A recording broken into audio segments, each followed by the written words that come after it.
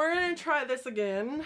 This is take 2 of this video because the first time I didn't record.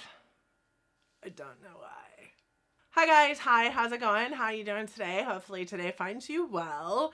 Today I am doing the top palettes for spring, in my humble opinion, that I have in my collection that hopefully you also have in your collection. Some of them are new, some of them are really old and you can't get them anymore. There's some indies, some great price points, some luxury. There's a little bit of everything in this collection. I have 15 palettes to go over with you. So I'm not going to waste a whole lot of time in this intro talking to you because there's a lot to go over. But before that, for those of you new here, hi, my name is Donna. I'm a lover of all things high-end, colorful beauty and self-care. I also work in the beauty industry as a field leader for Ulta Beauty. I get a lot of education in my position, and I like to bring you that education here. But ultimately, I'm just out here because I like to talk about makeup. And I'm hoping you also like to talk about makeup, and I'm assuming if you're here, you do. So, thank you so much for joining us today. I'm not going to spend a whole lot of time on this intro. We are just going to roll into these top 15 palettes for spring. In my humble opinion, let's go. I feel very yellow today. I'm not sure why I feel very yellow, but I do. I also feel very spring, which is why I am rolling into this video in the fashion that I'm rolling into it. Listen, I've got my spring shirt on. I've got my spring eye makeup on. I've got my spring lipstick on. And listen, it's one of those Vice lipsticks that you shake up and shake up. It's been on my lips for probably 4 hours. This is like the third video that I've recorded today. And I mean, it's sticking around. It's doing a dang good job. So there's that. With that said, let's roll into these palettes. So when I think of spring, I think of kind of pastel or like fiery, colorful palettes, but muted, right? A lot of like vibrant greens and vibrant blues and vibrant pinks and vibrant purples, but muted. Easter eggy, but also vibrant. It's a lot of color, but maybe on the more muted spectrum, right? So I have a lot here to go over. Some of them, like I said at the beginning, I don't think that you can get anymore, but a lot of them you can. And if you can't get them anymore, I do hope that they are part of your existing collection already, because I know that, you know, a lot of us have a lot of the palettes that I have in my collection already. But I have some indie, I have some high end, I have some really affordable, and it wouldn't be Donna coming at you with some palette suggestion video if I didn't have a little bit of ABH and a little bit of Natasha Denona in this collection, right? Because those do make up a good portion of my makeup category as far as eyeshadows go. So let's start with ABH. Let's start with those. First, I have the ABH Norvina Mini Pro Pigment Palette Volume 2. So this came at us, I do believe, in the springtime. And the outside of the packaging looks very like summer-esque, like almost like game system summer sunset, right? Like almost Tron. That's dating me just a little bit. I am that old. Yes. This is the color story inside. Very bright and vibrant, but also muted. We have the bright pink and the bright like Kelly green, but everything else around it is kind of a muted tone. This definitely reminds me of springtime, and I know that when I pull for this palette the most, it is during the springtime months. Now, I'm not typically a person that is like, I can only wear this eyeshadow color during spring, but I know that there are palettes that call my name more during certain seasons. So these are the palettes that would call my name during the season. When I think spring palettes, these are the palettes that I think of. The second ABH palette that I'm going to share with you is this one, which is the Carly Bible palette. I hate the component of this. Like, I know that these are supposed to be little pearls on here, but it kind of grosses me out. What is that like thing that people have in their like their sensories that reminds them of like pimples. Like, I can't watch Dr. Pimple Popper, and I can't watch, like, I can't even look at those flowers that I think they're called lotus flowers that are big around and flat on the top with the holes. I can't even look at those without wanting to hurl. So I try not to look at the front of this palette, but this is the inside of the palette. And tell me that that does not scream spring. Again, muted color story, but very, very colorful. These two shimmers here are the most beautiful. They're very, very similar, let's be honest. But one is kind of like a purpley steely color, and the other one is kind of a periwinkle steely color. And I know that that doesn't make much sense because periwinkle is also kind of purple. But man, those are so, so pretty. They're OA and Jode in this palette. I love these shadows. They are so, so pretty. This palette is definitely one for springtime nods, in my humble opinion. And then on the Natasha Denona side, I would be remiss if I did not add the Natasha Denona Pastel palette. This was straight up springtime in a nutshell. It looks like an Easter egg. These are very white pigment or white based pastels. I don't wholeheartedly love this palette, but if you know me, you know why. I'm not necessarily a pastel lover, but I did find ways to work with this palette and fall in love with the eye looks that I did with this palette. It just doesn't, it lacks depth, right? And I feel like I need a little bit more depth than what this palette provides. But man, is this not a springtime palette? I think it definitely reminds me of Easter eggs. So I definitely had to put that into this bucket. And then the other one that is for sure a springtime palette for me is the Retro Glam. This is what it looks like. I have always had an affinity for like this kind of color story, and when Natasha Denona did it, of course I had to grab onto it. But it's definitely, it matches my shirt a little bit. It reminds me of spring, the new florals coming up in the springtime. This is definitely a spring color story, in my humble opinion. Again, not one of my favorite palettes from her. I also believe that this palette lacks depth. Even though you've got some dark tones up here on top, they really don't present that way on your face. I do have a like first impressions video of this. This is one of the only ones in this stack that I don't have a review on yet. I will link that up in the cards for you, but it is a beautiful palette and perfect for springtime. So since we're talking about Natasha Denona and ABH, I'm just going to go into some of the more high-end palettes that I have here. The next one I have to talk about is the Tarte Make Believe in Yourself palette. This is definitely a springtime palette in my humble opinion. It is mostly shimmers, and these shimmers are very colorful, but also muted color. Reminds me a lot of rainbows and unicorns. And when I look at this palette on the outside, it reminds me of a kite. And when I think of kites, I think of going to ocean shores as a kid and being on the beach and flying kites. And that was always during the spring. I think that is why this reminds me of a springtime palette and why it's one of the first ones that I think of. I had to go to my project pan and pull it out for this video because it is the palette that I'm trying to pan this year. But I mean, I do believe that this is a springtime color story from just the shimmer realm of it. I also have the Huda Beauty Retro Mercury Retrograde, and this one is also a color story that I liken to just a beautiful spring day, right? I feel like this one reminds me of Cotton Candy Skies more than any of the other palettes that I have in this roundup, besides maybe one. But whereas the ABH one, the Carly Bible one, had shimmers that were kind of crazy, right? And I tried to wipe them off. These two here, insane. Like, she does some amazing things with her shimmers too, and they're all just crazy, crazy beautiful shimmers. Listen, these two could have probably been dupes to the ones by ABH, but better, I feel like. So I do believe that this one really resonates spring, in my humble opinion, and I think that anybody that had it would probably tell you the same thing. Then I have the Violet Voss Flamingo palette. This is one that I don't believe that you can get anymore. I think it's one of the only ones in this roundup that you can't get anymore.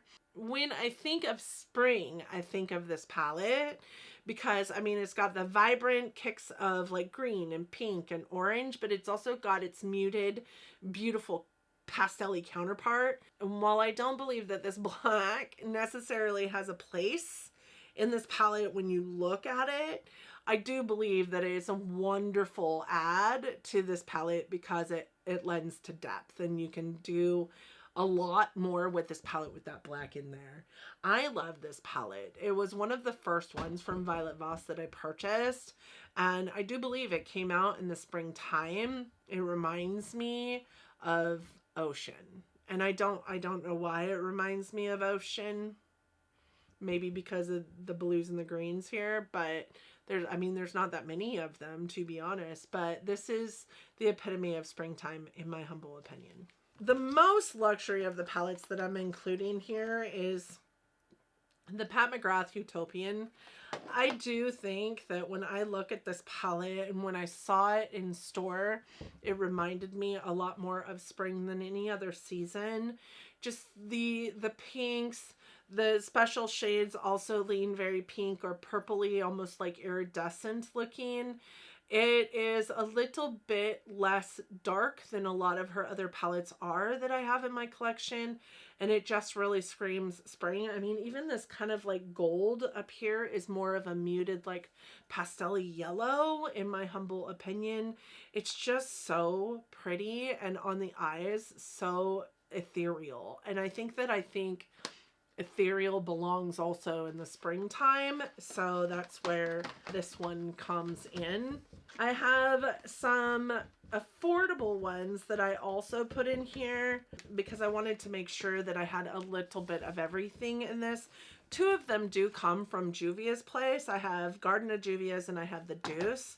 Let's start with the Deuce. I don't know that you can get this palette anymore either. You might be able to, I'm not sure, but I think that the solid reason why this shows up in my palettes that I think of when I think of spring is because of this mint green here. With that said, this pink here and this pink here also kind of remind me of spring. This is a beautiful pink shimmer. This is a beautiful pink that is really like vibrant and helps create like a little more sunshine in the look. But this definitely reminds me of, I don't know, ice cream cones. And ice cream cones to me screams spring. Popsicle screams summer. Ice cream cones scream spring. Is that weird? That's kind of weird, right? I also have the Garden of Juvia's, and I just reviewed this palette. It's rather new on the market. It's rather new to me. I think in the review I said this reminds me of a good springtime palette. Again, it's the pastels. It's kind of the Easter egg, you know, esque kind of mindset in this palette. It's got some really beautiful shimmers and really beautiful shades, but it's very muted, not very deep. You can't go very deep with this. Not my favorite formula of Juvia's Place. I think I said in the review that it doesn't remind me of the regular Juvia's Place formula that I fell in love with at one point in time, but it's the first Juvia's Place palette that I had purchased in a long time, and it is rather good. It's just, you know, it's pastels. If you know my channel at all, you know that I'm not a huge pastel person, but man, do I have a lot of pastels in my collection for somebody who's not into pastels, up to and including this one from Morphe, which is the Desert Bouquet or 35D. Look at all these pastels.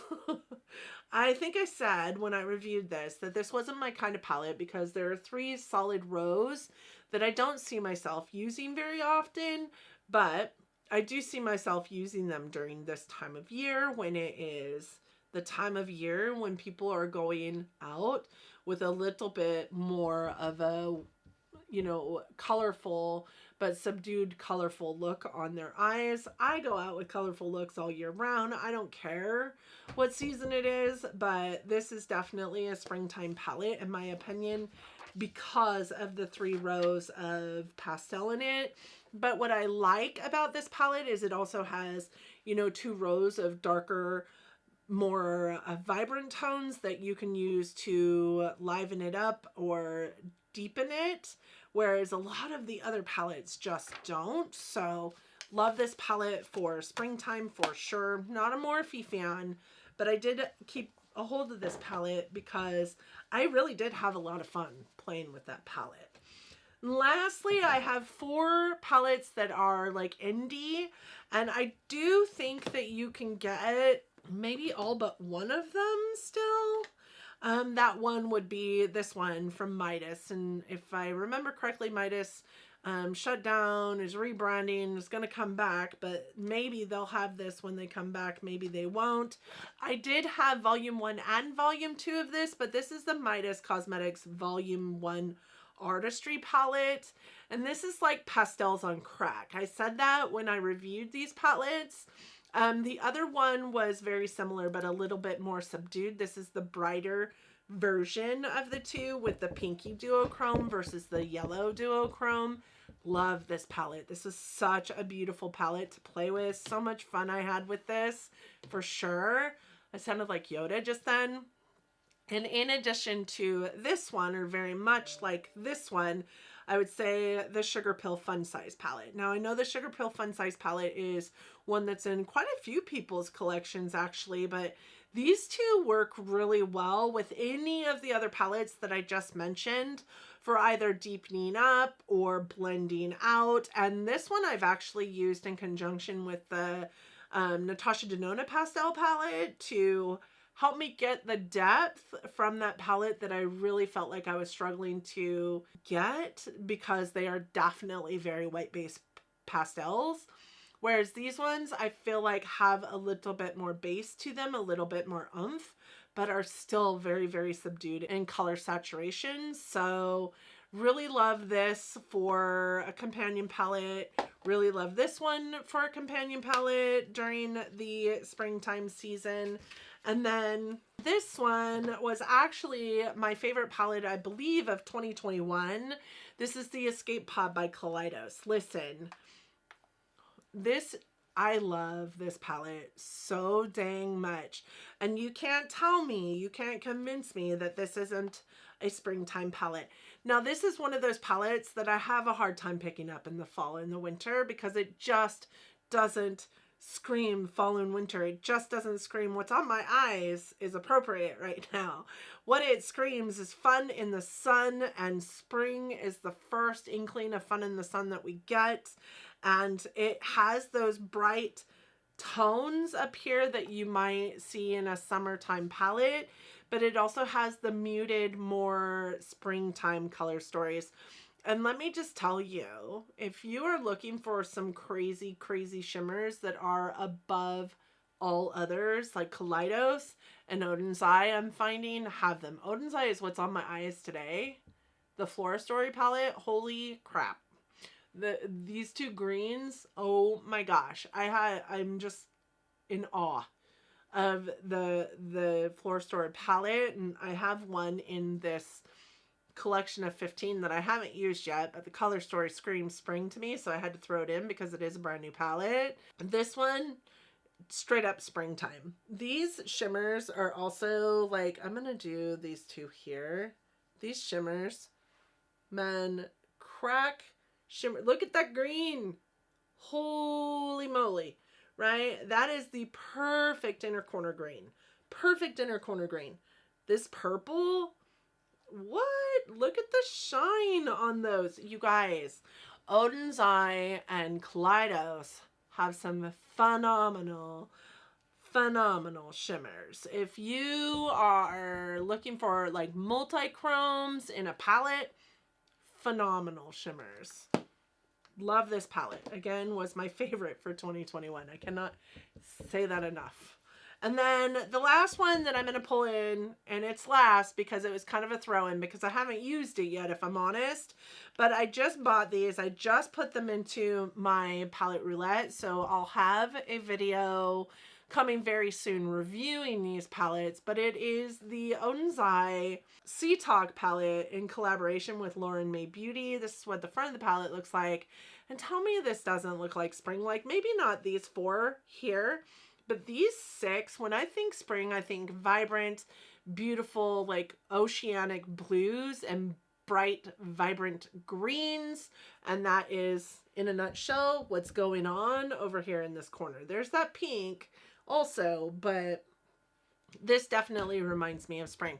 When I think of the 3 palettes, like I have a springtime palette, Floor Story might be more like wintertime, or yeah, maybe more fall, I would say.